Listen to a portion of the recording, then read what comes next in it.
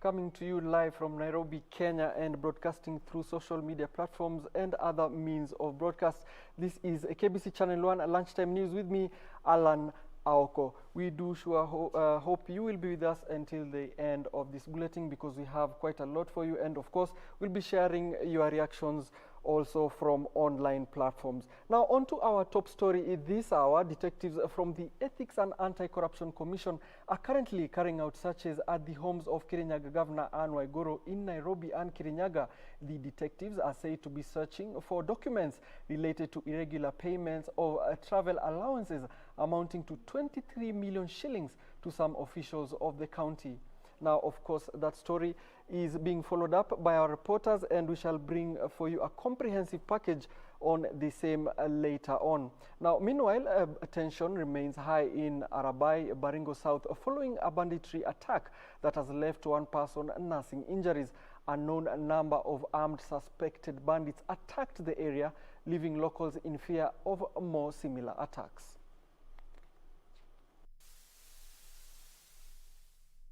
Baringo County has witnessed a series of attacks despite the ongoing security operation to mob up illegal guns. The latest of such attacks has left a local, Wesley Lebeit, nursing fractures on his left leg after an unknown armed bandits accosted him while he was on his way home after visiting his neighbor.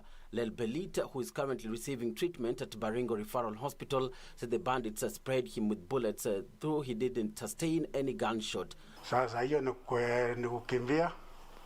Nikaona marisasi naangukia kwa makuu wafi juu inavitanga kwangu mimi. Sasa nikakimbia roll hivi. Sasa nikaangukia mtaro. Sasa kuangukia mtaro nikafunjika. Locals are now appealing to security agents to improve security in the region, fearing for more attacks. Mochongoi Ward MCA Kipruto Kimosop wondered why the bandits continue to terrorize locals, yet the intended operation was to stop the menace, but they are experiencing more attacks than before. We actually received with a lot of jubilation the news from the regional commander that there would be an operation and that culprits and bandits would be arrested and weapons confiscated. Unfortunately, it looks like that operation never kicked off. And that's why we are seeing a resurgence of the same bandits again coming back to our area. He appealed for quick government intervention to end the rampage. We feel that there's blockage of information to the cabinet secretary. And we want him personally to actually visit the ground so that he sees firsthand what's happening in the ground.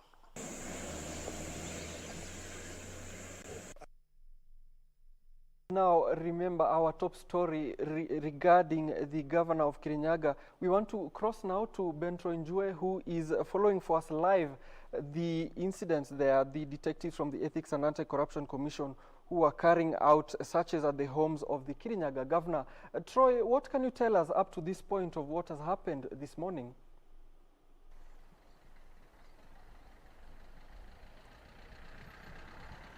Thank you so much, Allan Aoko, back in studio, and indeed we're coming to you live from Kihingo village, as you can see behind me, which is just in the area of Kitusuru, where EACC detectives descended on one of the residents of Kirinyaga County Governor Anne Mumbi Waiguru. And according to papers seen by Channel 1 is that Chief Magistrate Court in Nyeri did issue a warrant to search a list of a number of properties owned by some of the Kirinyaga County government officials, including Chief Officer of Finance and Accounting Officer, in connection to the loss of 23 million shillings, of which detectives say or they claim that the county government talked about 23 million shillings was used as allowances for travels or journeys that did not happen, and they are actually perusing. The camping journalists have been camping here for the last couple of hours, actually waiting to see whether we can get any information from the detectives or from Anne Waiguru herself. This is not the only resident that is being searched, because looking at the documents is that even the residences and the offices of Kirinyaga County Governor are also under investigations. This is after the warrant was issued to search the properties of not only Anne Waiguru but also all the people who are involved in the audit offices. And any moment now, we are expecting that at least the developing story here, and we are also told that they have been taking quite some times looking for documents that show exactly where the loss of the 23 million shillings came in. Nothing much has happened. No vehicles moving out or inside of, other than for the residents here in Kirinyaga village. But we are expecting that we will be able to at least get some information from the detectives who have been camping here since morning. Well, Alan, there's not much report from outside here, but any moment that we get something, we will be getting back to you in studio.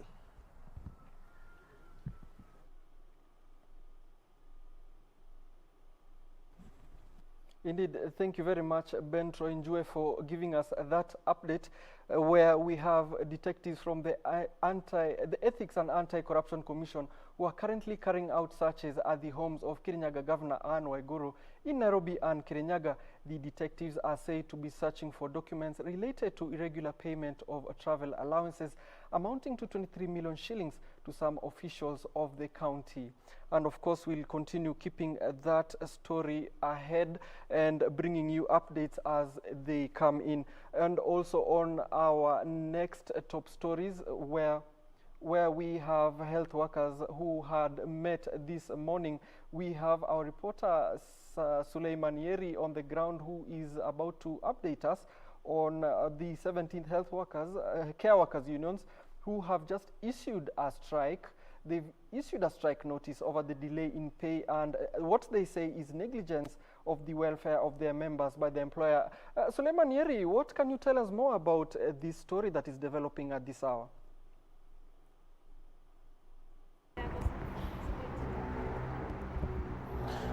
Thanks very much, Allan Aoko, back from Broadcasting House. We are coming to you live from the Railway Club, where Kenya Nurses Union, they were giving a statement on the welfare of the medics in Kenya about the COVID-19, which has been affecting the country for over 6 months right now. And we have been talking to some of the leaders, and I'll be joined by George Gibore, who is the Kenya Union of Clinical Officers, to give us an input of what has been happening and why they are giving a 21-day notice starting 10th of September. Welcome, Mr. Gibore. Maybe you can elaborate on why you are going to have a strike starting 10th of September 2020. Thank you. Yes, I'm the General Secretary of Kenya Union of Clinical Officer, together with the Kenya Union of the Kenya National Union of Nurses, the Kenya Union of Medical Laboratories, pharmaceutical technologists, and also nutritionists. We have issued a joint strike notice, and also the umbrella body of the Kenya Health Professional Society to cover all the other healthcare workers who are not under the union. We have issued a joint strike notice for 21 days. Actually, we have been generous enough to give 21 days so that the ministry can look into the issues that we have been presenting for several years now. And actually, we have even come up with a soft heart to them during the COVID time when we issued a strike notice on May, and they call us for negotiation. We actually call off our strike, and we have been listening to them all through, but nothing is forthcoming. And under the Labor Relations Act, it is provided clearly that once you are under conciliation for over 30 days, and there is nothing forthcoming, it should be presumed that it has failed and you go on strike. So the healthcare workers are going on a protected strike because the government is not taking their issues at hand with the urgency to deserve. One of the issues is that the healthcare workers are exposed because we are lacking PPEs. We do not have, and even those which are there are not substandard. We also have issues with the healthcare workers who they promised they were to promote them. They have not promoted them For over now 3 months, they promised to do it within 2 weeks. They have not done that. We also saying that we want healthcare workers who are under contract to be put on permanent and pensionable, because they are being misused with this irregular contract, which they are being paid 15,000, and they are offering jobs without appreciating what they are doing. The other thing is that we want those who are actually not benefiting, who never benefited from the COVID-19 emergency that was given by the president, to be given that money in arrears. Further to that, we are saying this must be extended to the time that COVID will end, because the president by then anticipated that we will have an answer to COVID. It has not forthcome. So we want the healthcare workers to be motivated by ensuring that they are getting this. And the other, which is a dire issue which has been there for over now 7 years, is the issues of finalization of the CBS for the Kenya Union of Clinical Officers and the Kenya National Union of Nurses. This has taken too long. It is actually demanding that they provide the healthcare workers with a flatlet of 20,000 health risk allowance for the healthcare workers under the CBA. So we are saying this CBA must be concluded during this particular time and be registered, because it is only a percentage of less than 20% that has not been concluded. So to this extent, we are telling Kenyan that prepare for the worst time, because the government is not willing to support us, to protect them. We cannot continue exposing ourselves. We cannot continue committing suicide. That's what we are saying. Maybe which hospitals will, is it only the county hospitals or the clinics only? I need to be very specific that the strike is worldwide. It is involving both the hospital under the national government and the county government. That is not limited, including actually Kenyatta, MTRH, and even Kenyatta National Hospital, the new facility. So all of them, where our healthcare workers are feeling disadvantaged and aggrieved, and the issues have not been addressed, all of them will be going on strike. There are demands also, those health workers who have died maybe because of the COVID-19, they have not been compensated. Yes. What are your calls for that? Yes, I think once you look on our strike notice, very meticulous on that. We are providing that the government must establish a COVID-19 emergency kitty to provide for those that have died, so that they can get a life insurance for the same. And also to ensure that we are, for those who survive, can also get a package of the same. And remember, we have said that the NHF that we have does not actually protect us, because it is not comprehensive. So we are saying that it must be enhanced within this particular time to get an enhanced package, which is a comprehensive package. Okay, there's also the issue of you people asking the government that to compensate maybe, and also there have been issues of not getting, all of them not getting the COVID-19 allowances. Yes, I've said that there are those who were not included in that, so they never benefited. So we are saying that they must be included and they must benefit from what the president gave, because he said the frontline healthcare workers. So in that ascription, it is very clear that who are the frontline healthcare workers. You cannot choose who, this one to benefit and this one. That is quite discriminative. It is on our demand that they must benefit, including actually the hospital administrators. Thank you very much. Thank you very much. That has been George Gibore, the Secretary General for KUKO, giving us an insight of what are their demands for to be done by the government before the strike starts on 10th September 2020. Back to you in studio, Allan Aoko.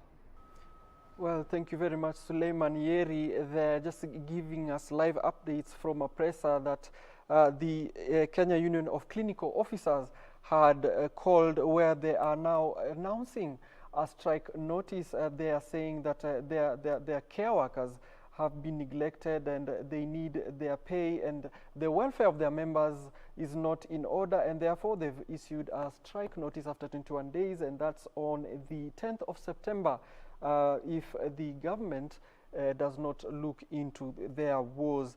And now we just want to take you back to the first story, the top story at this hour, the developing story. We now have some clips for you where detectives from the Ethics and Anti-Corruption Commission are currently carrying out searches at the homes of Kirinyaga Governor Allan Aoko in Nairobi and Kirinyaga. The detectives are said to be searching for documents related to the irregular payment of travel allowances amounting to 23 million shillings to some officials of the county.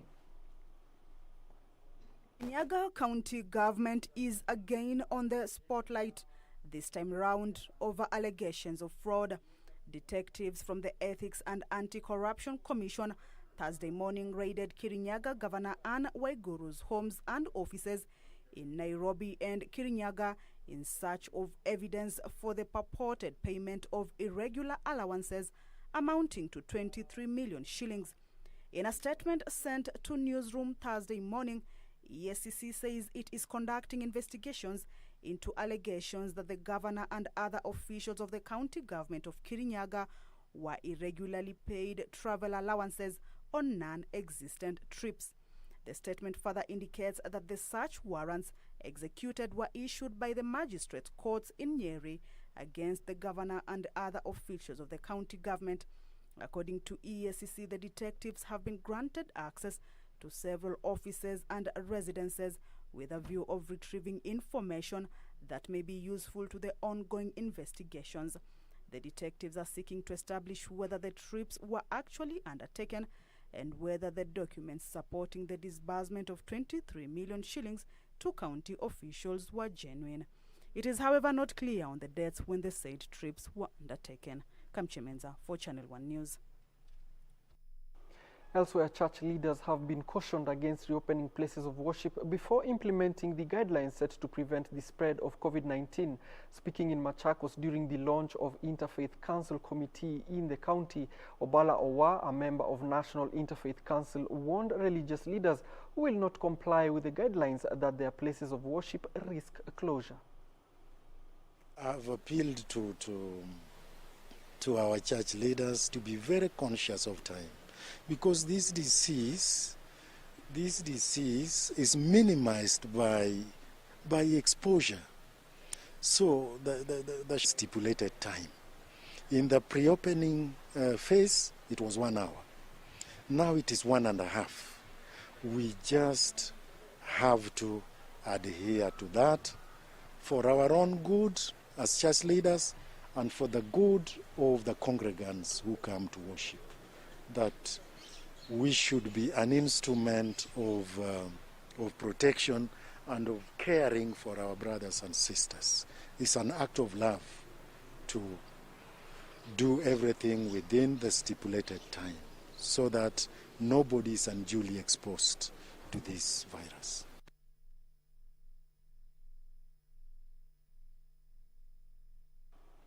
And now elsewhere, at least 800 school-going girls aged between 10 and 19 in Nyandarua County have been impregnated in this year alone. Now, a report by the National Council of Population and Development, NCPD, attributes the rise in cases of teenage pregnancy in the county to poverty, poor parenting, peer pressure, and lack of guidance. Now, the situation also has been blamed on the unregulated or use of social media by girls who then access adult content. The COVID-19 crisis, which caused the closure of schools since March this year, has been cited as a huge contributor to the rise in cases of teenage pregnancy in the country. According to the latest data collected by the National Council for Population and Development, NCPD, close to 800 girls in Nyandarua County have been impregnated this year alone. Changamoto ambayo imekuweko ni ya wasichana kuwa wanapata ujauzito. Hawa wasichana ningependa kusema kwamba wajue wao ni tegemeo letu, ni watoto wetu tunawapenda, na jambo kama hilo walifikirie kujaribu kujiepusha na upataji wa mimba za mapema. Tuna challenge ya kuangalia hii watoto yetu kwa maana miezi 4 ndio tuko na wao. Kwa hivyo na tukaona kama serikali inaweza kutusaidia hawa watoto wawe wakisomeshwa na walimu wale wako area hii, tungefurahia sana, kwa sababu area hii ya especially hii ya Kakamega Primary School ni area kubwa, kwa hivyo kuna distance. So tunaweza omba serikali ituangalilie kwa hawa watoto wetu. Nyandarua County Woman Representative Faith Gitao, who spoke while distributing sanitary towels to underprivileged girls, said urgent measures are needed to curb the trend. Hapa kwetu Nyandarua tuko na cases za pregnancy ya 857 Kwa hivyo nikaonelea ni jukumu langu kama mama county nizunguke nikiongea na hawa watoto, niwaonyeshe lazima wajichunge hawa wenyewe, na in addition nikiongea na wazazi wao. The woman representative appealed to stakeholders including parents, the church and government agencies to play their part in addressing the issue. Ni ukweli watoto wako nyumbani, lakini hata wazazi wako na responsibility yao ya kuchunga hawa watoto, kwa sababu unajua sasa vile wako nyumbani hakuna kazi wanafanya. Kwa hivyo hawa watoto wanachenga wazazi, wanaenda kuzurura, wanaenda kutembelea friends wao, na hapo katikati ndio maneno inaharibika. Elsewhere, over 600 volunteers in the country are mobilizing resources to support Kenyans residing in informal settlements who have lost their livelihoods as a result of adverse economic effects occasioned by the coronavirus pandemic. During celebrations to mark the World Humanitarian Day on Wednesday, needy families drawn from different informal settlements in Nairobi benefited from free sanitizers, hand-washing facilities, foodstuffs, sanitary pads, courtesy of the volunteers. In this particular instance, we received 2,000 liters of sanitizer that will be packaged, has been packaged in 40,000 individual containers, and we're giving them to individual families, one per person. Purity Museo, Channel 1 News. At about 23 minutes past the hour, we want to take a short quick break. But remember, you can still interact with us on social media at KBC Channel 1, and my own personal handle is aaoko_76. Tell us where you're watching us from. We'll be right back.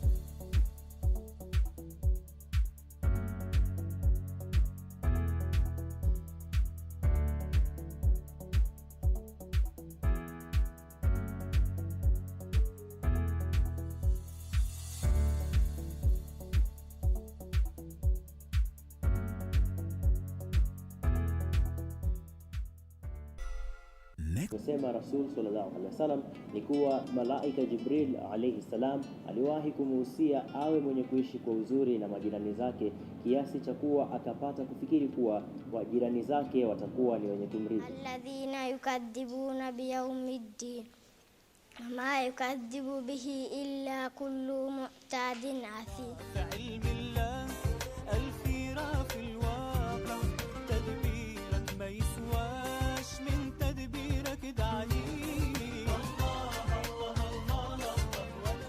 Tonight on KBC Channel 1. Wakati nilikuambia uachane na Pamela, ulienda kinyume na vile nilikuambia. Alafu kuna Wanjala, umesahau jukumu lako kwake. I'll think about it.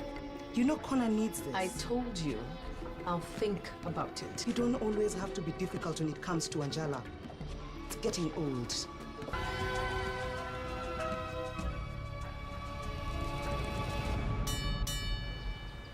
This weekend on KBC Channel 1. You know, I really don't get it.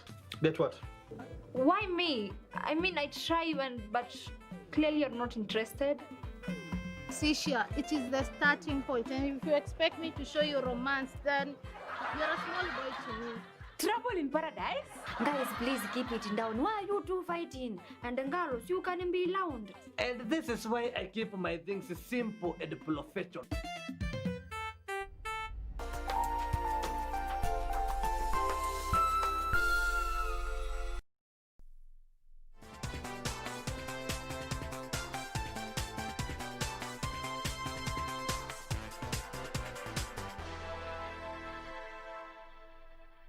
Welcome back. We're glad you're watching.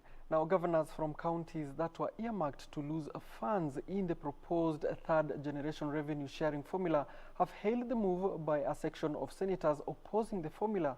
Isiolo Governor Mohamed Kuti says the move seeks to serve the interests of all electorates.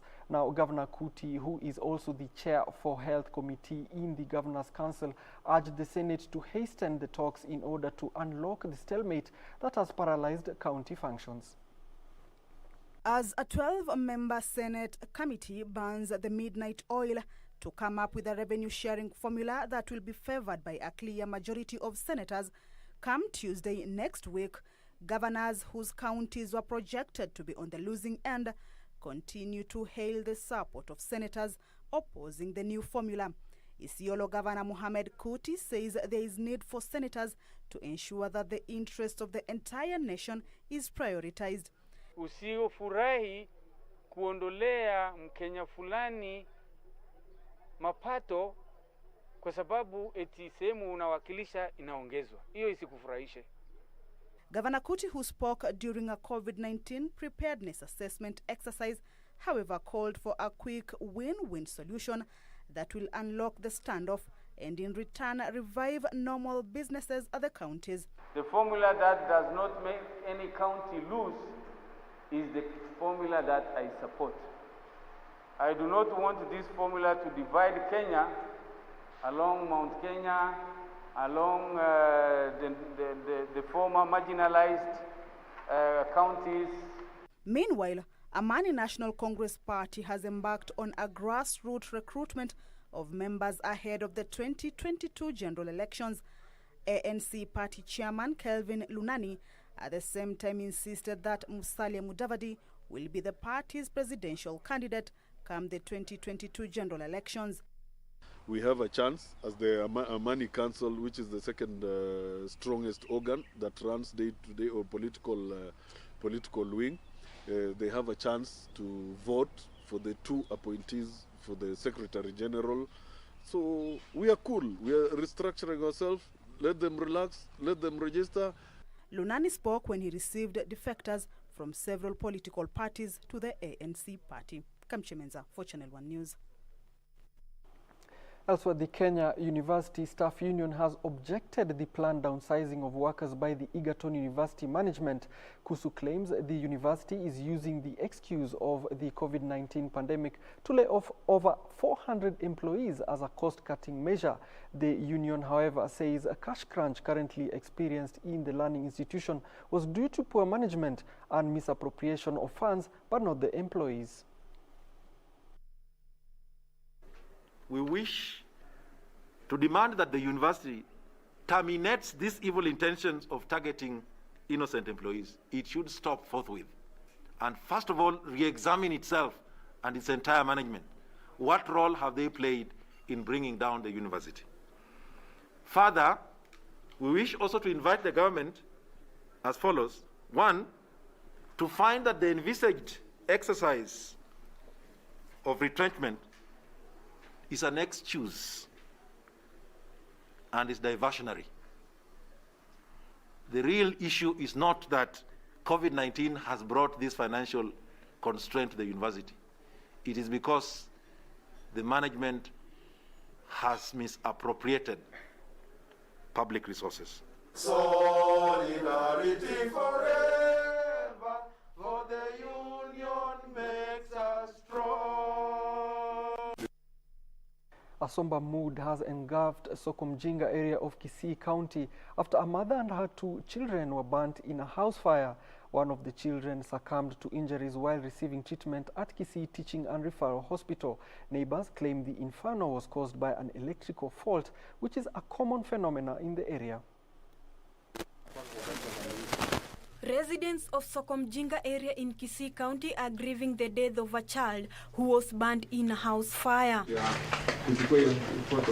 The child's sibling and their mother were also injured in the early morning inferno. Neighbors woke up to a distress call from Helen Mokua's house, which was engulfed in flames. They managed to rescue Helen and her 2 children and rushed them to a hospital. Unfortunately, one child died while receiving treatment. Wakaingia ndani wakatoa mama wakamweka nje.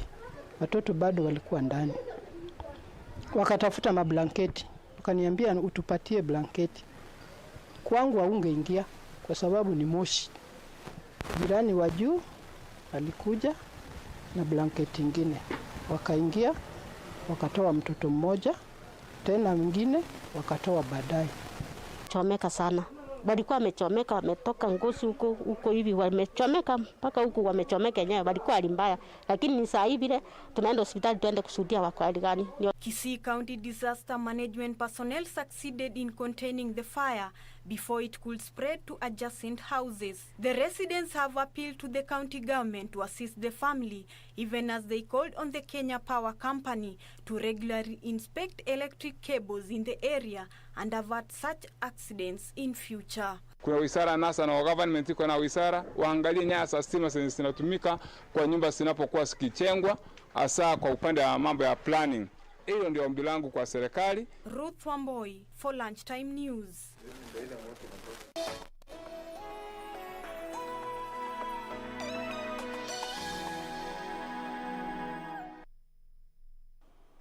Now, the United Nations has joined global condemnation of the military takeover in Mali, which saw President Ibrahim Boubacar Keïta forced to resign.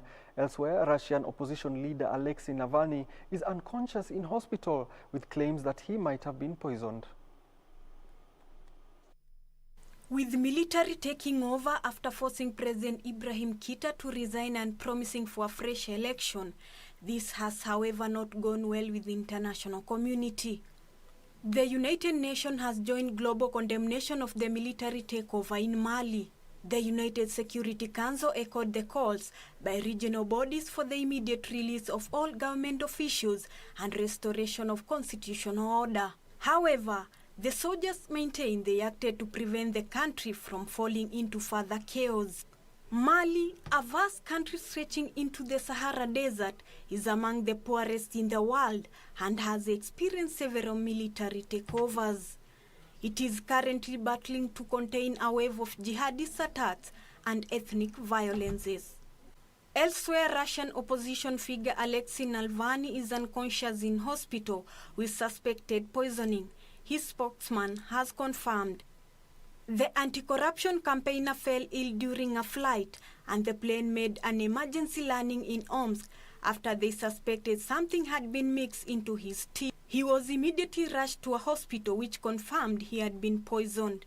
Navalny, 44 years old, is a staunch critic of President Vladimir Putin.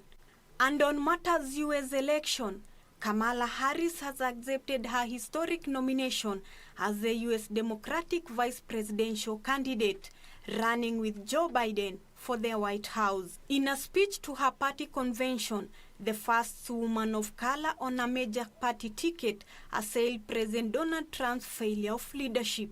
Ruth Wamboi for Lunchtime News.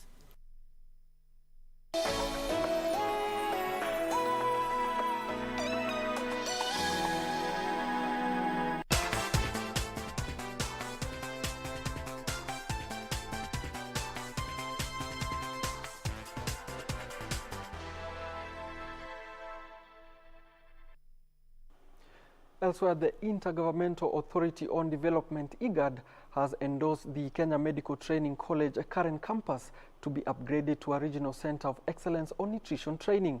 This follows a growing need to train more nutritionists in the health sector to manage increased cases of lifestyle diseases. The Kenya Medical Training College current campus will be the regional center for excellence on nutrition training following an endorsement by IGAD.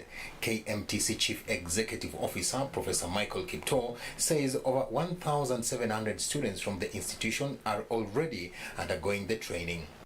He said the government has facilitated all-round expansion of infrastructural capacity at the KMTC School of Nutrition in response to global health needs. Meanwhile, the United States Agency for International Development, USAID, in Kenya has initiated a COVID-19 response project to fight malnutrition in Turkana. Speaking at the Cultural Center in Lodwar during the launch of the project, chairman of the project, Darius Radcliffe, said the 9 million project dubbed Nawiri is geared towards reducing levels of persistent acute malnutrition in arid and semi-arid lands in the country. So given the crisis of COVID, we were able to reprogram funding so that we could respond to specific needs that the county had identified for Turkana. So the 9 million is specifically for the activities that are associated with COVID. So the 200 hand washing facilities that Agnes has spoke of is inclusive of that. A majority of the funds is going to the health system strengthening, which Hassan had spoken about. And then things like the communication equipment that were on display are also going to help in the virtual communication with the county. Turkana Governor Josephat Nanok, while lauding the move, said it will go a long way in supporting the most vulnerable. At the same time, Safaricom company donated personal protective equipment worth 1.5 million shillings to the county to assist in the fight against COVID-19.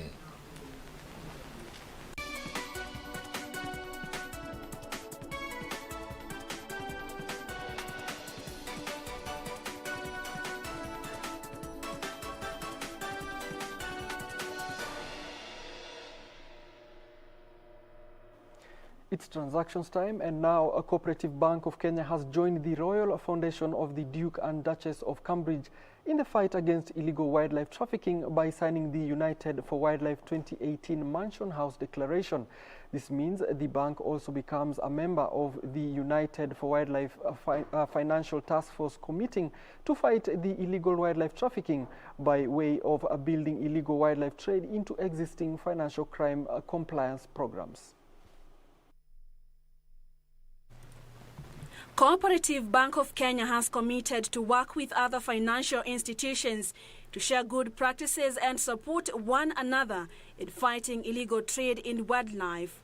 United for Wildlife Task Force is fighting to save the endangered species like elephants, rhinos, tigers and pangolins. The Royal Foundation is spearheaded by the Duke of Cambridge. As a signatory to the UFW Financial Task Force, Coop Bank joins other global banks including HSBC, Royal Bank of Scotland, Bank of America, JP Morgan, and others that have committed to contribute to the global fight against illegal wildlife trafficking. By signing the declaration, Cooperative Bank is committing to take measures to increase awareness of the illegal wildlife trade and the role of the financial industry in combating it. The bank will be providing training to relevant staff within financial crime compliance functions to enhance their ability to identify and investigate potentially suspicious activity that may be related to the illegal trade. Meanwhile, players in the insurance sector have been urged to rethink their predatory pricing strategies as it is hampering the growth of the insurance sector. Speaking at a CEO webinar organized by the ZIPRI Academy, ZIPRI CEO Hope Murera said the industry had recorded a steady decline in underwriting revenues for the past 5 years. She implored industry players to embrace technology in product development and contribution, which has become even more critical in these unprecedented times. From its research, McKinsey and Company observed that there have been increased adoption of technology by consumers in Kenya as a result of the pandemic, and that most consumers in Kenya expect to increase use of digital and mobile financial services even after the crisis ends. Elsewhere, Nyanza Technopolis has set aside space for the establishment of a smart and sustainable SME Park and Light Manufacturing Center. Speaking during the official tour of the Technopolis, Industrialization Cabinet Secretary Betty Maina said Nyanza City was ready and open for investors after completion of requisite infrastructure and welcomed both local and foreign investors to set the special economic zone. In the current financial year, the National Treasury allocated 11.8 billion shillings for the Nyanza Technopolis project. This comprised of 5 billion shillings for Nyanza Data Center and Smart City and another 400 million shillings for Phase 2 of the Nyanza City Authority's headquarters. Now, the Konza Technopolis is seemingly ready for business following an endorsement by the Ministry of Industrialization, Trade and Enterprise Development. It's been, very abstract for many people, myself included, and I think this seeing is believing. So it's really great to see the level of infrastructural development and the depth it is going to. And I'm certain that our investors who have expressed interest in setting up in Kenya will be very excited to note that we're making great strides in providing the service sites. During a tour of the Technopolis, Industrialization, Trade and Enterprise Development Cabinet Secretary Betty Minor emphasized the facility's role as a catalyst for the country's economic growth through light industrial manufacturing. I'm glad that Konza City has set aside some land for light industrial developments, and there are already some investors who have expressed interest in setting up, software development facilities right here, manufacturing electrical and electrical appliances and related material here. So far, Konza Technopolis project has set aside space for the establishment of a smart and sustainable SME park and light manufacturing center, including software development as well as manufacturing of electrical and electrical appliances. The move is geared towards enhancing value at several touchpoints through reduction of supply chains, mechanization, consolidation, co-location and common use facilities that will promote upscaling and standardization of products. This city is meant to drive our economic growth, and central to it is really industrial and manufacturing. Kenya Investment Authority has been tasked with wooing investors to the Konza city. Regina Manyara reporting for Channel 1 Business. Meanwhile, Kenya plans to ramp up its space exploration program to deal with various challenges facing the country. This will involve launching more satellites into space and partnering with global space giants like China, Russia and the United States. Defense Cabinet Secretary Monica Juma says the space program will help battle climate change, disease and improve the country's innovation and technology.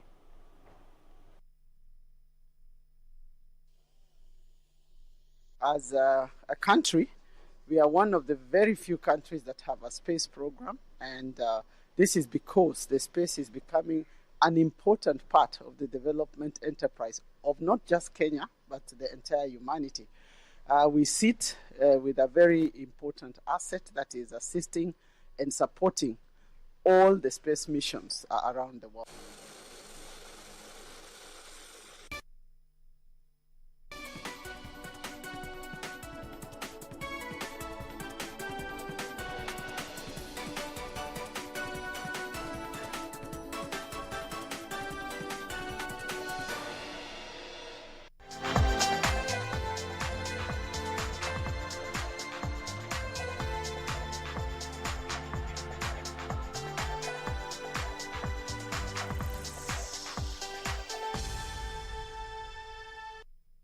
Time to keep fit now, and where former Nyanza Football Kenya Federation National Executive Council member Tom Alila says the electoral board that will oversee the FKF elections should be independent. Alila, who was speaking in Nairobi, asked the electoral board members to hold a meeting with all stakeholders to discuss on a fair procedure to be used in the elections. Time is ticking and the much-awaited FKF elections around the corner. And with the FKF Electoral Board set to commence the process of listening to disputes arising on the club register ahead of the national elections, the board has been slammed by various aspirants of the chairmanship position, including former Nyanza FKF NEC member Tom Alila. I find it is nonsensical. He chose his people that are going to be running these elections. For me, they are not independent. They need to be, if at all the independence is there, then they should not have agreed to be housed in Kandanda House. That is in itself wrong. It cannot go that way. They should be having an independent office somewhere else where all stakeholders are comfortable to be meeting with them. They should not be using resources of FKF. They should be having an independent office where they can be, stakeholders can be meeting with them. Deliberations are taken there, or issues which they are talking about. If these stakeholders have issues, they can be solving them from there. Alila is banking on his track record when he served as NEC member for one term in South Nyanza from 2013 under the reign of Sam Nyamweya, who is also vying for the post. But now football is played in all 47 counties, their talent. What was driving me is to bring in the force so that we can use these 47 counties as partners in that the curriculum that we need to have a long-term youth development, which can be taught in school, and then we make for them also playing surfaces, even if it is half, so that we derive these talents. Teachers are very easy to understand FIFA rules. They can be good referees. Others in the hunt for the position include Sam Nyamweya, Sami Shole, Nicholas Musonye, Moses Sakaranga, and Boniface Usano. The county elections have been set for September 19th, while the national polls have been scheduled for October 17th. Frederick Moki for Channel 1 Sports. Elsewhere, Serge Gnabry's brace and a late goal from Robert Lewandowski ensured Bayern Munich booked an 11th appearance in the final of the UEFA Champions League and a showdown with Paris Saint-Germain. Now Bayern's win ended their run of having lost the previous 4 Champions League semi-finals in which they had appeared. It also kept them on course for a treble of trophies in Hansi Flick's stellar debut campaign as coach. Bayern Munich will play in the final of the European Cup Champions League for the 11th time in the club's history, equaling AC Milan's record, with only Real Madrid having participated in more. Lyon has been eliminated in both of their Champions League semi-final ties, with both coming against Bayern. They have failed to score a single goal across the 3 games.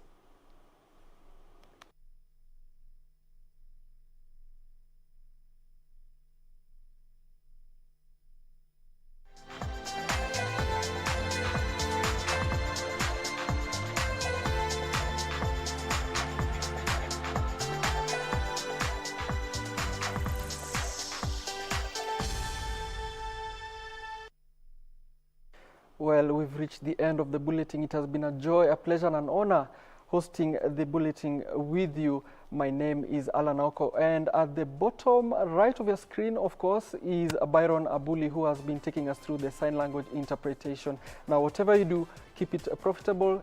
See you next time.